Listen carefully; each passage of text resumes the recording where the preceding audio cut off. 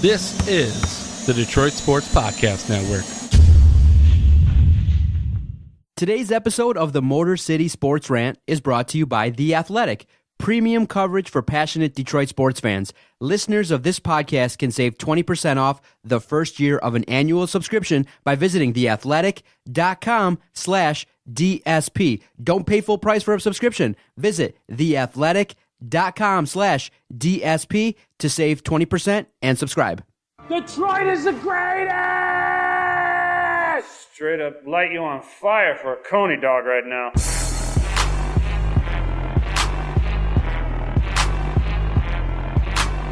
Darren McCarty comes back to Neiman in front of him. McCarty draws. McCarty in. McCarty scores! He makes it a goal! Darren McCarty!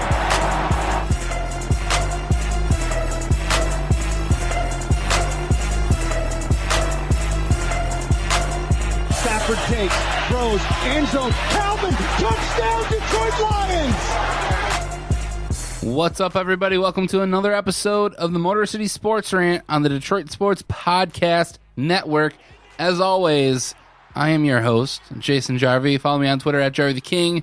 Currently, I am sitting here with my NCAA bracket, filling it out as we record this podcast. And with me, as always, John, the Doc, the goatee macaroon. How's it going? March Madness, full effect, baby. I can't wait. Fully excited, obviously. Michigan State is at Little Caesars Arena. Detroit Sports Podcast Network is credentialed. We'll be there Friday and Sunday. Hopefully, Michigan State gets out of the weekend. But my goodness, when the bracket came out, I was super excited to see Michigan State, number 3 seed in Detroit. Perfect. Get an opportunity to go cover Michigan State and see what they can do, see how they start the NCAA tournament. But then when the other teams were revealed, Jason, holy crap.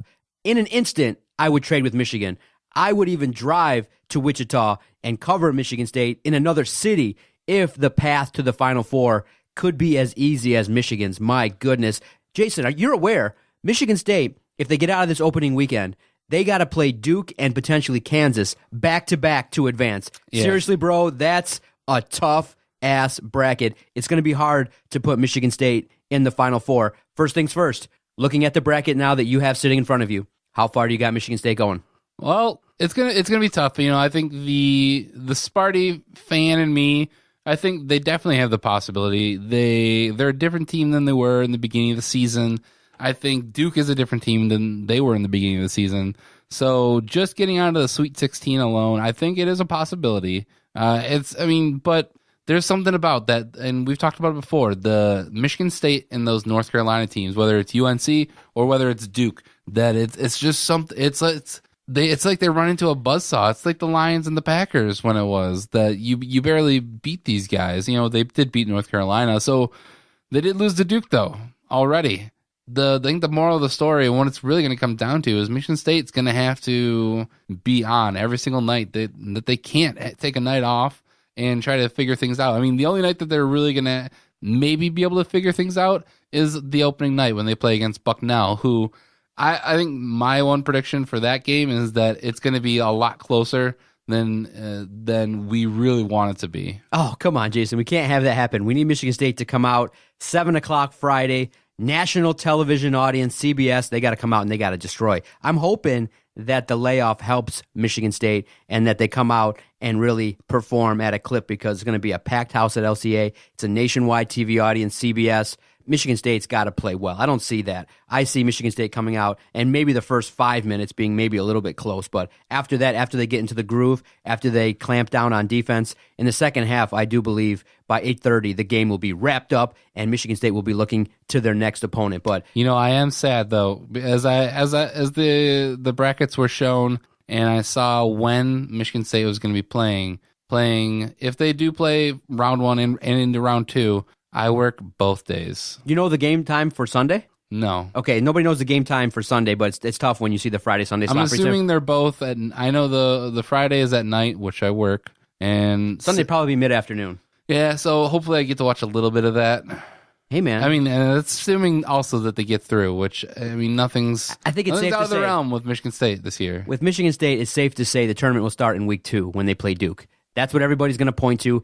99% of brackets filled out are going to have Michigan State, Duke, Sweet 16 matchup. And it's tough for me because you've already seen it. Grayson Allen on the big stage might be able to perform a little bit better than Michigan State. It's going to be hard for a lot of people to put Michigan State going through because of the fact that in the entire history of Tom Izzo's time at Michigan State, there's one victory versus Duke, and that's in the NCAA tournament back in 2005. People are laughing. That's well over a decade ago. But in the end, you got to have an opportunity to believe. But it's tough because Duke is Michigan State's nemesis. It's a great matchup week 2 in the tournament, but it's a little bit concerning. I'm a little bit fearful that it might be a Sweet 16 season for Michigan State. It could be close.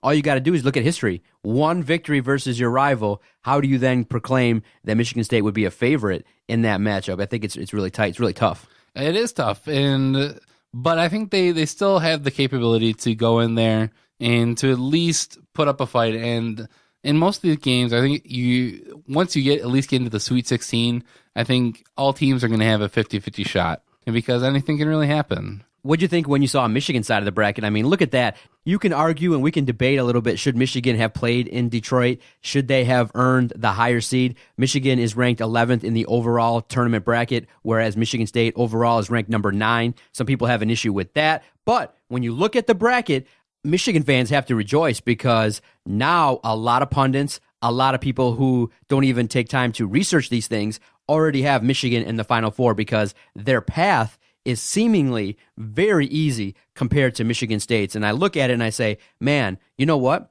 There's a chance. It's probably going to be maybe 40%. When Doc takes pen to paper, I might. If I see week 1 and they're playing well and they come out and they're locking down on defense, I might. I just might, for the first time ever, I might put Michigan as the overall winner of the entire bracket. Yeah, and that's actually looking at it as well and seeing the way people are predicting these games.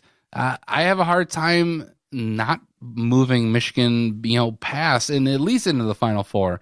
I think they might be a little young to get to the actual championship game or to win it all. I'm not seeing them actually win the entire thing, but definitely getting out of week 1 and making some noise going into the Elite 8 and possibly even into the Final Four. That bracket, it's not strong. No, not at all. Look at the teams. Who are the teams in that bracket in that region? Currently, they have their first round matchup going up against Montana, which they know what basketball is there. So they'd have that. And then, like you were talking about Houston, that they are a surprising team at the moment. And Houston, San Diego State in their first round. Those would be the two guys you would see them going up in their, what would it be? Is there Sunday or are they playing Saturday? Michigan? Yeah. Michigan's Thursday, Saturday. So that would be who they'd be playing Saturday. So then you're looking at more than likely North Carolina. Maybe you get Texas A&M or Providence in the Sweet 16. And then you're more than likely either playing Xavier or Gonzaga in the Elite 8. Oh my gosh. I know people will say, look, Xavier could do some damage, but some people are saying, wait a minute, pause. The Saturday matchup versus Houston might be something that could take place, and maybe Michigan might struggle to get out of the first weekend because it's not something that they can't overlook that game. And for both Michigan and Michigan State, I'm correct. That's a second round. That's a second round game, right? Yes. Second round, it could potentially be when most people fill out their bracket, Michigan versus Houston. And Houston's playing a strong brand of basketball as well. So how do you see Michigan? Are you confident that, maybe Doc's right and they could find themselves in the Final Four, maybe even in the finals? I mean, I think they definitely have the possibility. They need to. But like I said last week, is that they need to play at the same level that they played in the NCAA or the Big Ten tournament all the way through. They can't let up at all because their brand of basketball is all about scoring. It's all about getting those open shots and getting good shots and knocking those down. If they have a cold streak, they're definitely going to struggle. And I would see them struggle. The big matchup is going to be the Sweet 16, more than likely going up against North Carolina, which I think it's the same thing. You never can count out those North Carolina teams. North Carolina and Duke, both of those guys, those teams, they do have a tendency to somehow slip up sometimes in the tournament, but they also are some of the most successful teams in college basketball. Isn't it fair to look at Kansas and say maybe we shouldn't put them in the Final Four because of the fact that year after year with Bill Self, they've kind of shown that they don't advance really far in the tournament. They sometimes disappoint. And a team like Kansas, Oakland played them. They got run out of the gym. You know, some people have looked at Kansas and said that team can shoot, they can do some things. And in a tournament setting, you really got to watch out for those hot shooters, those guards that can do some things. And that's why I'm a little bit concerned with Michigan State in that Miles Bridges is the guy. Jaren Jackson, Nick Ward, Cassius Winston are going to be the go-to guys. But when you look at a matchup, potentially Michigan State-Duke, Grayson Allen's going to be out there shooting lights out. You got, Krzyzewski, who's a master at Marvin crafting. Bagley. Yeah, they got Marvin Bagley. So you look at situations in terms of what scares you, great guard play, great defenses, teams that own you. I would say if there's going to be at least a bracket buster and you want to have a team that's going to be upset, I would say Kansas might be the first team that's upset in this entire tournament. Yeah, there are teams that I just have a certain feeling about. In Virginia, like Virginia. Virginia is always that team. They always seem to choke. Oregon, thankfully, not in here. I would have picked them. But that whole South region with Virginia and Cincinnati at 1-2, that's two choke artist teams in that bracket, in that section of the bracket. Mm-hmm. It's one of those things, Jason. When I saw the bracket, I kind of like the way it was filled out. I feel like there's potential strong matchups. I do believe that Arizona, Kentucky could play, this weekend. If they both advance from the first round, I think Arizona could play Kentucky, and many people are like, whoa, that's the earliest teams of that caliber can play each other. That's a game I would tune into and say to myself, wow, what an interesting way to put in the bracket. But first and foremost, Michigan State ranked number 9 versus Michigan ranked 11th. Do you find that the committee made the right call in ranking Michigan State a little bit higher, knowing that Michigan defeated Michigan State twice? Michigan State's, the caliber of team that they played, weren't as good as Michigan, and then everyone's just like, why? Why in this scenario is Michigan State ranked a little bit higher? But, when you look at some of Michigan's losses, they were to some bad teams. The Spartans lost 4 times all year. 2 of them were to Michigan, highly ranked opponent. You had a loss to Duke in the mix, and you had a loss on the road, I believe, to Ohio State. Yep. So you had losses to teams that were of higher caliber, whereas Michigan lost to some teams that you go, ooh, well, you can't lose to Northwestern. You can't lose to some teams that they lost to and maybe expect that a nationwide committee, a national committee, look, they don't care about the rivalry between Michigan and Michigan State. They're looking at overall number of wins. Michigan State did win the Big Ten overall in the regular season. Michigan won it in the tournament setting. So they did give credit to Michigan State for some wins. But early on, it sucked that we don't get the credit for the Notre Dame victory because they bottomed out. But at the time, Notre Dame was thought of as a great team. Michigan State, went out and they were played. top 10 when we beat them. Yeah, they went out and played the likes of a North Carolina and made them look silly. They've played teams really well on national television, like versus Maryland. They went out and played really strong. So Michigan State has had great performances. And I know people are critical because of the 2 losses to Michigan, but people are critical because Michigan is the kind of team in a tournament where when you get down to the nitty-gritty, Elite 8 Final Four is going to be there, and you got to come out and perform. And that's why I think a lot of skepticism has arose for Michigan State. But do you feel like number 9 for them and 11 for Michigan's fair? So as a Spartan fan, I do kind of hate to say this, but I think Michigan they should have had a slight edge. I do agree them both being 3s. And I was even talking with somebody yesterday before the selection happened that I think there's a bunch of different ways it could have gone, but I think the 2 main ways. Number 1, I was actually thinking Michigan State 3 and Michigan 4. Really close after that, it was going to be 3 and 3 because of what Michigan has been doing as of late. I think they give the edge to Michigan State based on name alone. And it sucks to say that and admit that as a Spartan fan. But 29 wins doesn't give them street cred, in your opinion, nationwide, nationally? Yeah. 29 wins, Jason. But you also look at their schedule. They played Ohio State. It's not their fault. I get it. And I'm just trying to try to be objective here. Because I don't want to wait Jason up in here. I don't want to just put on the green and white glasses and just predict that they're going to go to the finals because that may just eventually kill me. I mean, I'd like to be wrong and then go all the way and win the championship this year. Tom Izzo get that number 2 natty and actually become a great coach. But, I got to be realistic here. Okay, let's make the case for both teams. What does Michigan State have to do to make a deep run in this tournament? Obviously, they have to play really well on both sides of the ball. They have to limit the turnovers. They have to dominate on the boards. And I really do believe in a game versus Duke.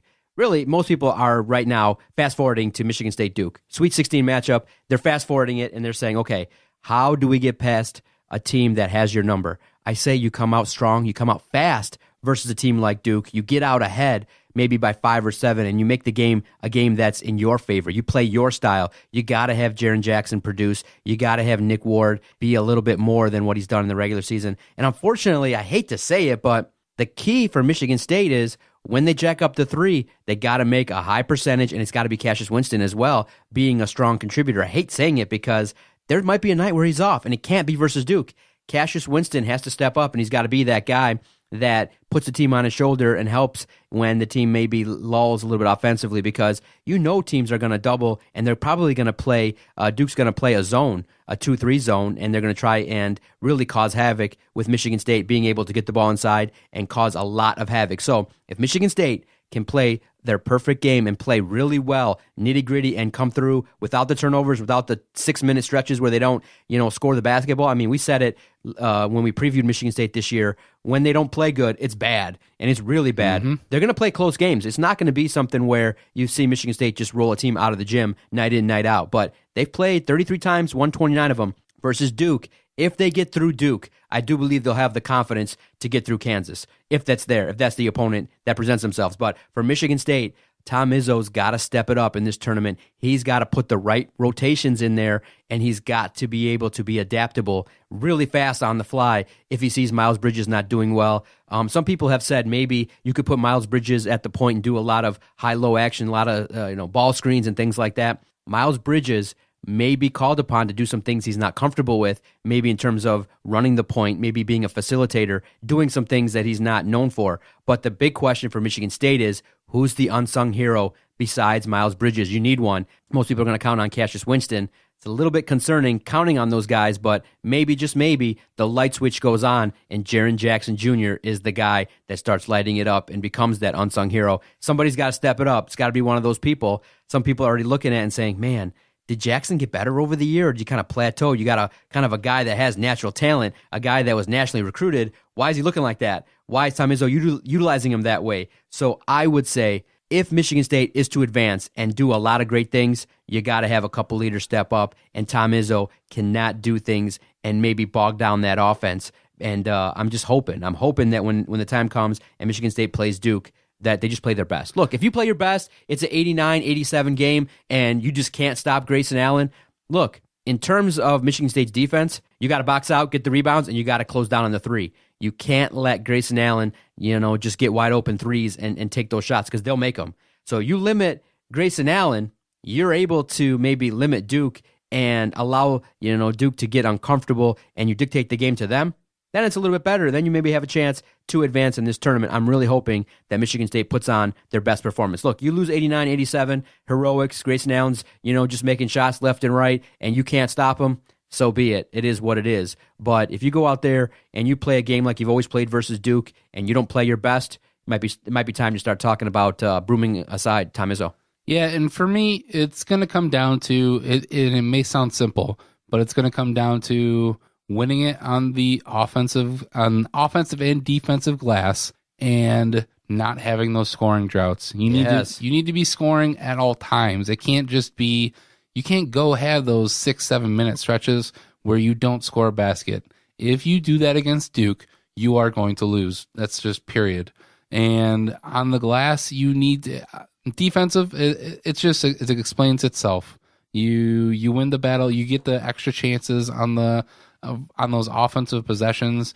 That's just, you're taking stuff away from Duke and what they can do. I'll even add this aside from those things, and that's because that's just the game plan essentially.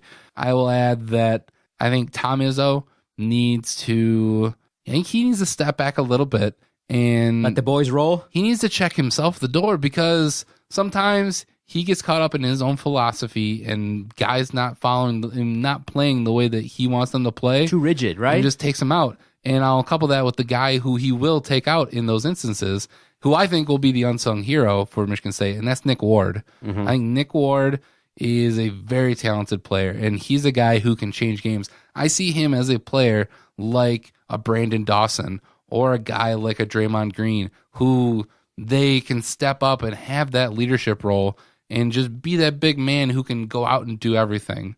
I mean, Miles Bridges is going to get his, and I hope Jaren Jackson can produce. I think Nick Ward will definitely be the difference maker for Michigan State in this tournament. Now, we're talking like it's already a foregone conclusion, Michigan State versus Duke.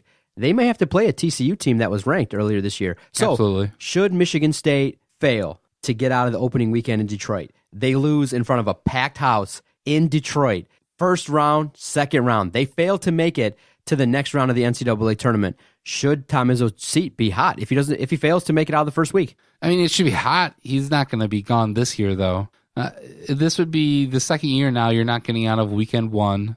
And Bucknell, TCU, that'd be bad losses, right? yeah, I mean, definitely Bucknell. I mean, if you lose to Bucknell, your seat's going to be warm. You're losing to Middle Tennessee State and then Bucknell. You're losing to a Patriot League team. Exactly. And in front of your home crowd, nationwide audience, CBS national audience, 7:10. Everybody's going to be excited that Friday to watch and see what's going on. So you're absolutely right. It can't happen.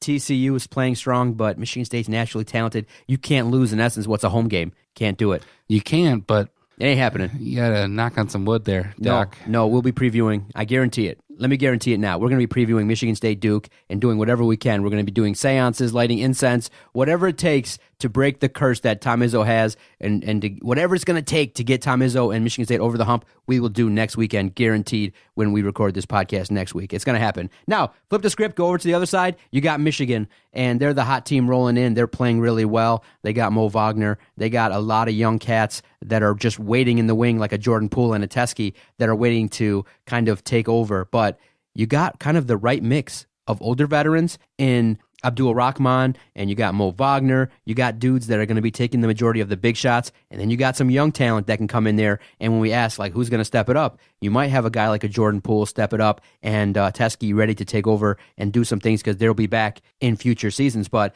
for Michigan, the good thing is, and if you're a Michigan fan, what can give you a lot of confidence is they play defense. Defense travels. If you can lock down opponents and you make threes, and you make threes from the distances in which they can make it, oh my God, you got Duncan Robinson, you got Mo Wagner, you got Simpson. You just got a plethora of shooters that all are not scared. They may jack up 20, 25 threes relatively early in the second half. You know, you got a team that is not scared to shoot. You might not even have to be worried if they're not falling early on. As long as you play defense, keep yourself in the ball game, don't get too far behind. When the three lights up and the shots start falling, look out. Michigan can play a great brand of basketball. And then the thing that's underrated is John Beilein can adapt to a lot of different teams. He's seen it all. He's been at West Virginia. He's been at Michigan now for the better part of a decade, and he's done amazing things at Michigan. He's done really high-quality things, maybe even under the radar, but they've sent his team to Wichita, Kansas. He's going to play a team that he's never even heard of.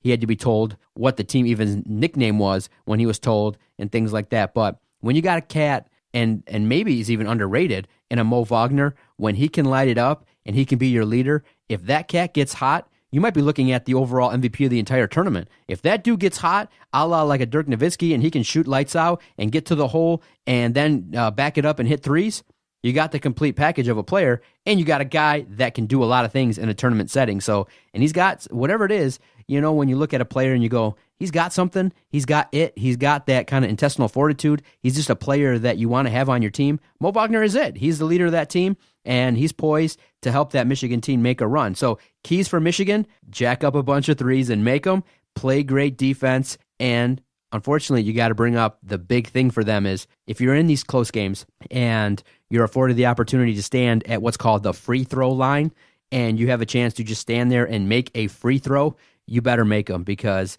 if Michigan succumbs to an early loss or they succumb before the Final Four, it will be because they miss free throws. That will be the reason. If they're in a close game, you're up by 2 or 3, and you get the front end of a 1-and-1, you best damn near better be sure you make it, because if you don't, you're going to be biting yourselves in. You're going to be really upset. You shot yourselves in the foot and were lax in an opportunity to advance. So if you're a Michigan fan and you're listening and you're scared, be scared of one thing and one thing alone, the free throw line. For me, I think it comes down to one thing, and they need to stay focused. I think if they can stay focused, they're going to have a very easy road to the Final Four. And not saying that they're going to win, but I think it's going to be easy if they can maintain their focus and come into each one of these games and just play lights out. They can afford a little bit here and there, but what I mean is that they're going to come in their first game and play Montana, and they should have no trouble beating this team. They can't let that get to their head going up against Houston, because if they assume that they can just come in and play the same kind of brand of basketball, they need to be able to adapt, and they just need to be laser focused and ready to come every single night. I think it's going to take that one, maybe it's just a run during a game where they get down or the other team is just really taking it to them. It'll come down to that moment and how that team is able to respond to that, and how John Beilein can get his team back into this game. I think if they can get through that, win that game, then I think the rest of the tournament, they're going to be good to go. Memo to the producers of the selection show on TBS. Look, it's not rocket science, bro. It's not rocket science to the people that are producing that television show. What do people want when they tune in? Everybody's waited. They've waited through all of these Patriot League, Horizon League, Big Ten, SEC, ACC. They've waited through all these tournaments, spanning the better part of 2 or 3 weeks. We've waited. All we want to see, 601, we go to the South region. Here are the brackets. It's all you got to do. It's a given show. We want the brackets. Look, you deliver the brackets in the first 15 minutes, and then you could spend 3, 4, 5, 6, whatever length of time you want to air your programming. All anybody tunes in for the first 5-10 minutes is who's playing when, who's in, who's out. That's all we want to know. You know what they came up with, Jason? They said what we're going to do this year is we're not going to go to the bracket right away at 601. What we're going to do is we're going to announce who's in the tournament alphabetically. Great. What they did was they said, here are the teams that won their tournaments and earned the right to play in the tournament via automatic bids. And they went A through Z. And then they said, okay, here are the teams that were selected by the committee as at-large bids, A through Z. Then they went through the number 1 seeds, blah, blah, blah. They went through a whole segment, 15 minutes. They go to commercial before they start going through the brackets. And they had technical difficulties where it started looking like a Japanese movie where the guy's lips were moving, the analyst's lips were moving, and the audio was like 3 seconds behind. That's horrible. This is your preeminent show. This is the show that kicks off the tournament, and you don't get it right. Literally, I can't believe it, because I was right there in the mix. I said, all right, anybody can leak the bracket, like they did a couple years ago. That was the greatest thing ever. And that was one where CBS was going on and on and on, and the bracket was already released. And that was the best FU moment to the producers, in that a bracket was released as they were dragging it out into hour 1.5, 2 hours before they completed the bracket. People, it's not that hard. Release the bracket in segment 1, A+, whatever you call the opening segment in the A block. Release the bracket. It's not that hard. You have people ripping TBS. You have people ripping the analysts going, dude, great. Thank you for telling us that Michigan and Michigan State, we're qualified for the tournament. We already knew that. So if you want to make this TV situation better and you want people to be happy, it's not that hard to mess with that product. Give us what we want.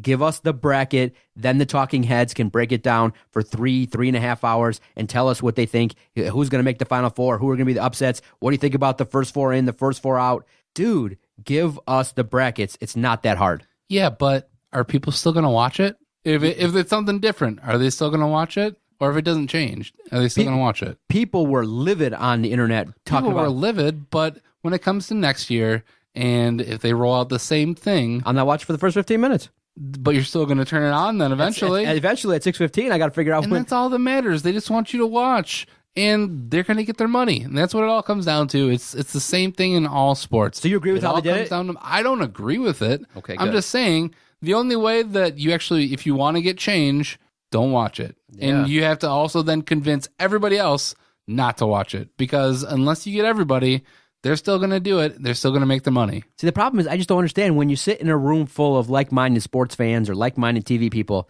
I don't understand how the conversation just doesn't go to, okay, what do the people want? They want the bracket. How do we get it out as fast as possible? It goes into, how do we drag this out? How do we keep the people engaged? And so we release the teams that are in alphabetically. Come on, it's stupid. Especially when I think you would get a bigger audience if you just gave the people what they want. And pretty soon you might see numbers for these release shows that are not of the best, in terms of what they could get. I feel like they could almost maybe get significant increase in their viewership if they just were to give the people what they want. That's it. I don't know. What I want is them to have an interactive show. Let what would be cool is release all the teams and then do like Twitter polls, like who do you think should be?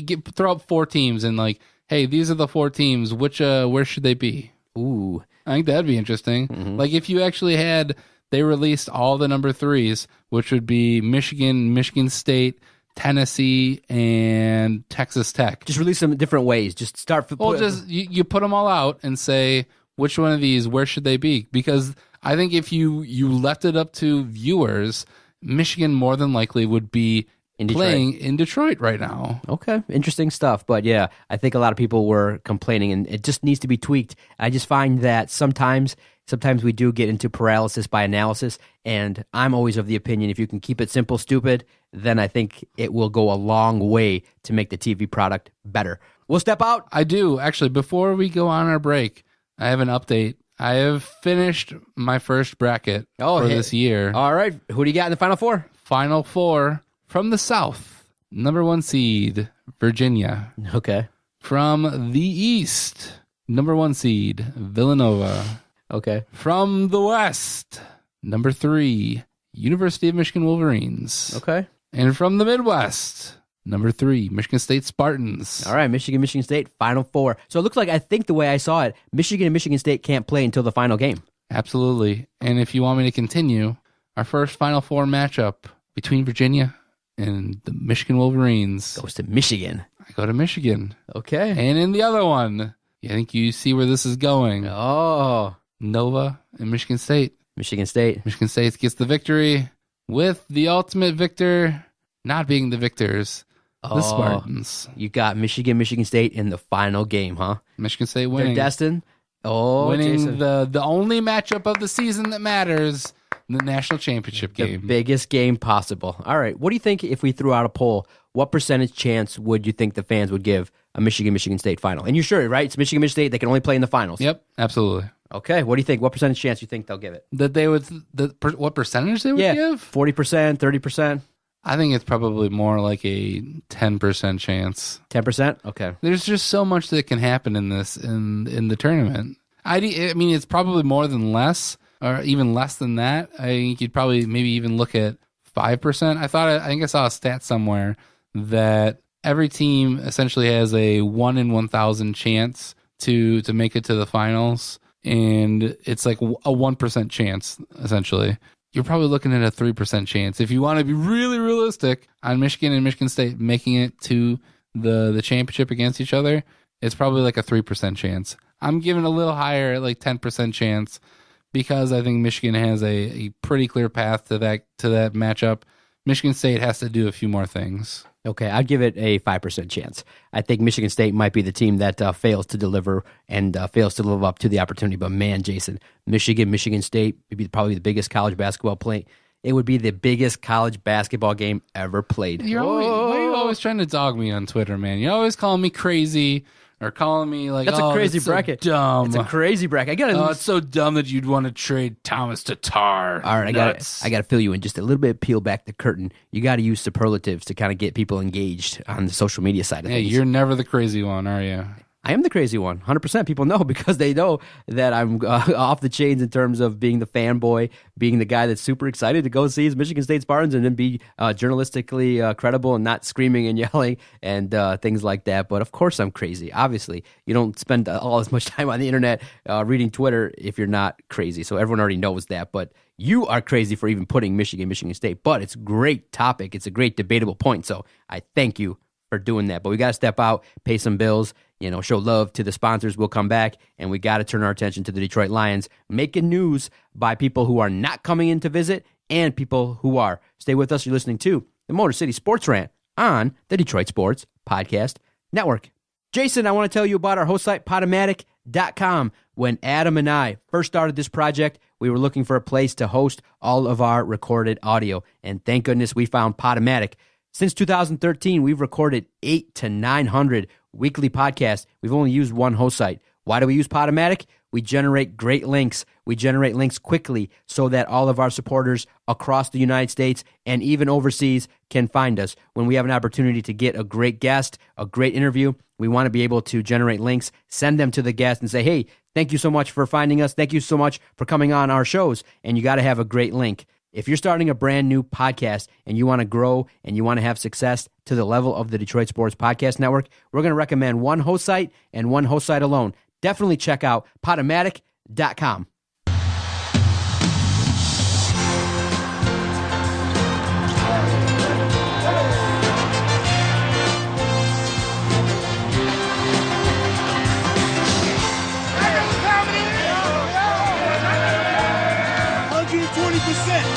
Every single second.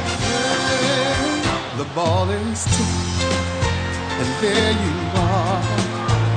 You're running for your life. You're a shooting star. And all the years, no one knows just how hard you worked. But now it shows. Fisher Davis length of the court. No good. Yeah, Jason. All right, see, you called me to deliver, and here I am, baby. You know it. That's right, DJ DOC with the one shining moment. You know who's looking for the one shining moment? The Detroit Lions. Yes, trying to they find are. anything, trying to find anybody that can come into the organization and help the team win. One guy, and obviously the position that many people are looking at and saying, we need help. Please, call to action is the running back position, and some notable names are getting cut. They are getting cut, released from their teams, and the Detroit Lions are taking a peek. First name that came out earlier this weekend that people were like, whoa, maybe we might like this guy, DeMarco Murray. The missus was like, I know that name. Yeah, honey, you know that name. He was on your fantasy team for the last couple of years with the Tennessee Titans.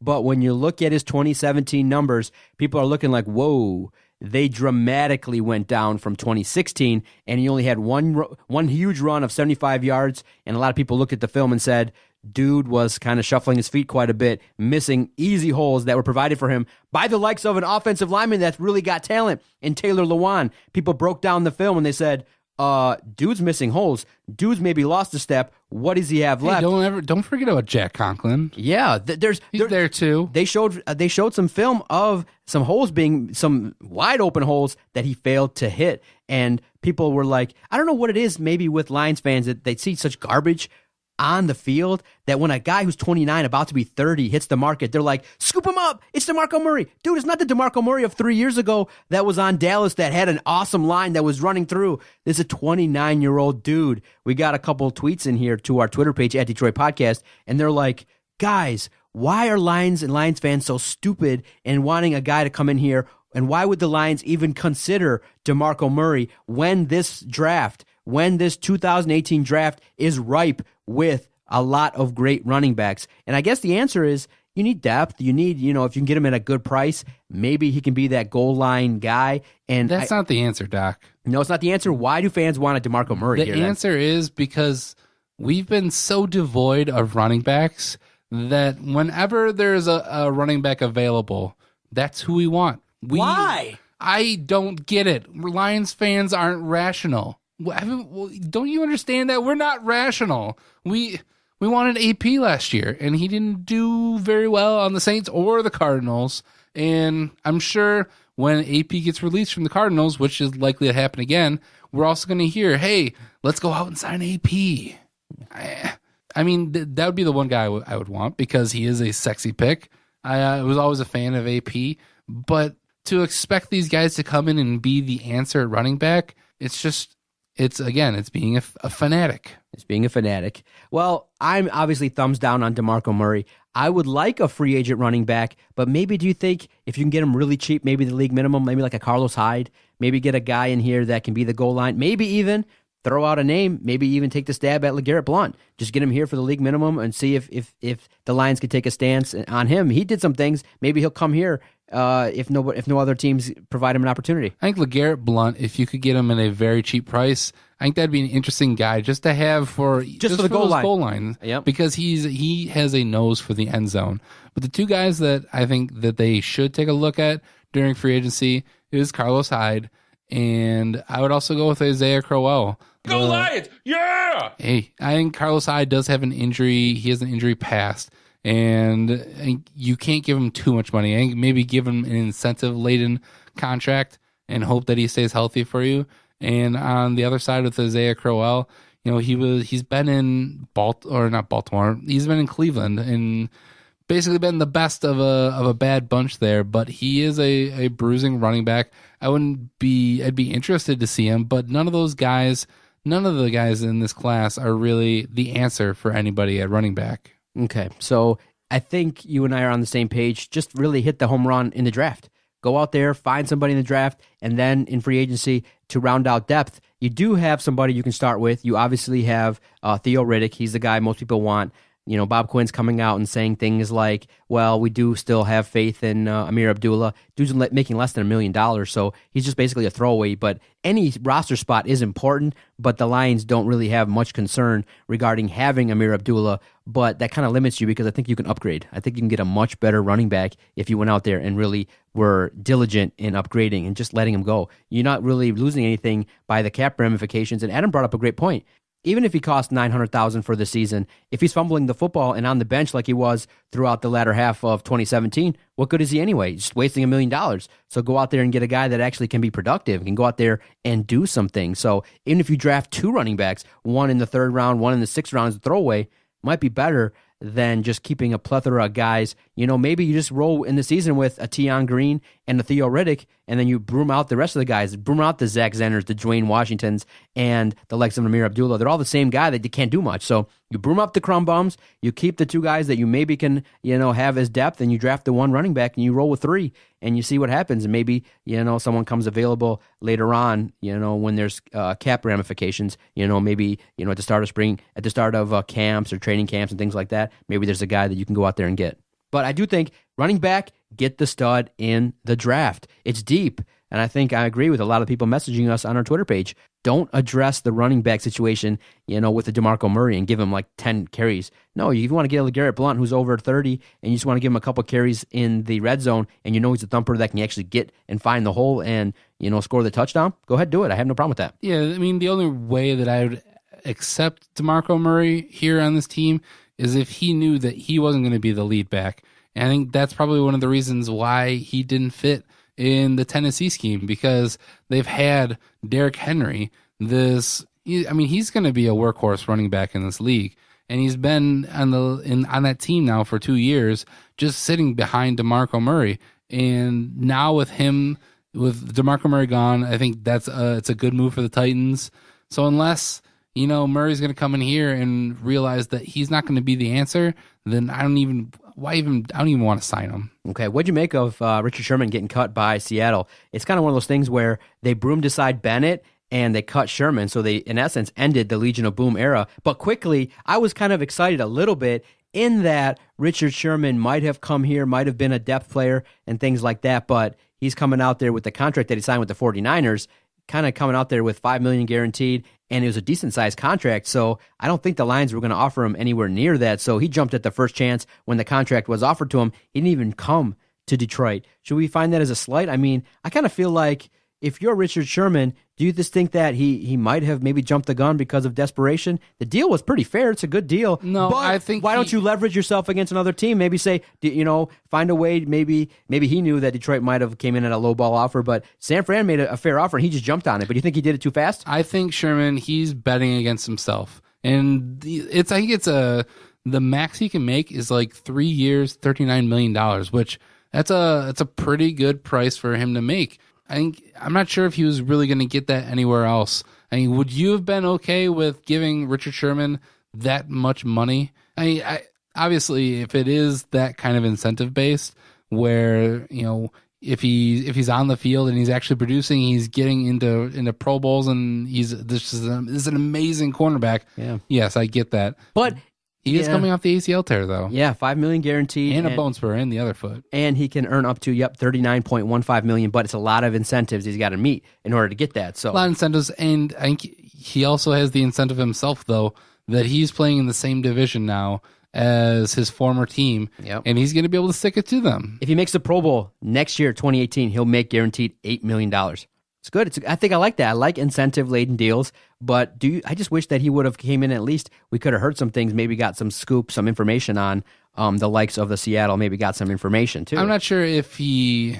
I mean, I think he might have actually talked to people, because I think I did read somewhere that he even called Seattle again to see what they would do if they were interested at all in budging at all. And I think that was probably the best offer for him. I think it's kind of smart that just jump on it and stay in the division, stay close to home. I also think it's smart of the Lions that they didn't want to invest too much into this guy, who he's definitely going to be a step slower this year coming off the ACL. Oh, man. Okay. Anything in regards to the Lions that made news for you? Did you get a chance to listen to Matt Patricia was on the Monday Morning Quarterback? It was pretty interesting. Got an in-depth 30-minute conversation. Peter King got a chance to talk to him. And he's very, like I said, I enjoyed the conversation. A lot of things that were revealed were really interesting in terms of talking about how he got the whole idea with the pencil and how, the role of his parents really affected him not becoming the aeronautical engineer. He basically said, look, I got a chance to see my parents, and they influence people. And when I was playing football and I had a thought in my mind that, you know what, I can do more than just be an engineer. I can influence people as men and help them grow and things like that. So it was really insightful. If you get a chance, go Google it.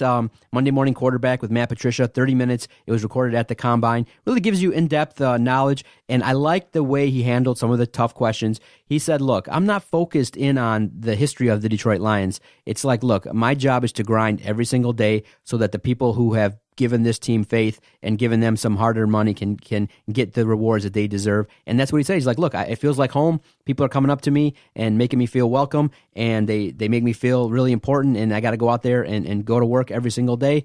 And he said that one thing that impressed him about Bill Belichick was the notion that he kind of had this knowledge of how the game was going to go before it happened. And he said, look, I learned from him. I'm my own man. I got to handle my business, and I'm going to work hard and try my absolute best to bring the Lions a championship. And he handled it like right off the cuff, and he was really professional. It sounded good. And I just want the marriage between Quinn and Matt Patricia to work. It's going to be tough, though, for year one to have that confidence that they're going to be good. But if it's a guy that can do it early on, it could be Matt Patricia. So check it out. It's a good listen. I thought it was really good. Yeah, I mean, he's saying all the right things. All that really matters, week one. What's going to happen week one? Get that W, baby. That's all that's got to happen, right? Week one, and don't look stupid. Don't become lionized within. All right. Don't embarrass yourself. All right. Or we have to say it. What week does Matt Patricia get lionized? Second year? I think if it happens, it'll be... Week 5, year 2. Definitely not year 1. Not year 1? Okay. I think it might even take year 2, because I think if he can have success through into year 2, I think we may be looking more in year 3 with Matt Patricia, because you know that he's definitely going to be here at least 3 years. Yeah, he's going to be here. He's got to, that draft's going to be important. I'm liking what I'm seeing in the drafts. I mean, some people threw out ridiculous mock drafts in terms of seeing a tight end there at number 20, but I like what I'm seeing. There's an opportunity to build. I don't think they're going to get a running back at number 20. I think they're going to maybe go get a lineman, or maybe get a defensive end, or maybe a safety or linebacker. I do believe that defense right now has the edge, and I do believe there's some strong defensive talent early on and things like that. And you maybe have a chance to move back a couple picks or add a couple extra picks in order to bolster that defense. But I can't wait. As the draft gets closer, we'll break it down even more. More mock drafts are coming out. Jason may even put some pen to paper and complete a mock draft. Stay tuned. Go find our website, DetroitSportsPodcast.com, for all the news and notes and happenings. And find us on Twitter, at Jarvie the King for Jason, at Detroit Podcast, to see all the fun videos and hilarity and hijinks and DSP combines and all the fun stuff that we do here, and for our coverage around town and things like that. Thank you, Jason. I had a great hour, man. It's always fun when you roll in, even though you're always late.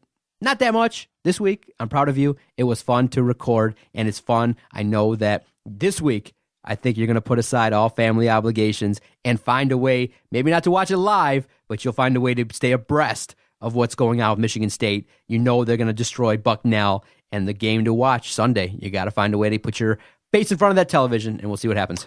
More than likely I will. But until next week, when hopefully we're talking about a Michigan State Sweet 16, He's John. I'm Jason. Peace out. Duke, you can lose early. That'd be great.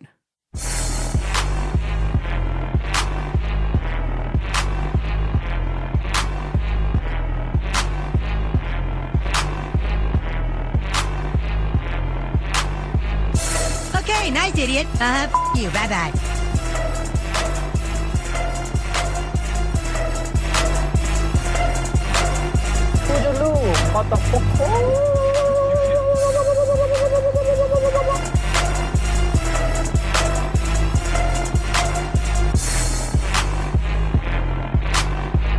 Good day, sir. I said good day.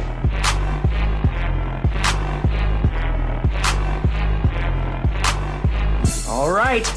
Take care now. Bye-bye then. Loser.